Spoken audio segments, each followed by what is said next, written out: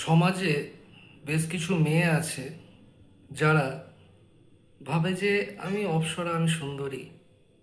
তার দিকে প্রচুর ছেলে তাকায়, তাদেরকে পাত্তা দেয়। তাদের মতন হয়তো স্মার্ট আর কেউ হয় না। সেই সব মেয়েদের উদ্দেশ্যে বলছি, একটা কথা মাথায় রাখবে। ভোজ কাজ, যেটা আমরা বলি, কোনো রিসেপশন হওয়ার পরে যেসব প্লেটগুলো, পাতাগুলো ডাস্টবিনে পড়ে থাকে না, সেই পাতার উপর অজস্র কুকুর চাটার জন্য, খাওয়ার জন্য ছোটাছুটি করে। যেরকম নোংরা জায়গাতে মাছি ভনভন বেশি করে, পরিষ্কার জায়গায় করে না, সেই রকমই সেই সব মেয়েদের পিছনে বেশি ছেলে ঘোরাঘুরি এই কারণেই করে, কারণ তারা নোংরা।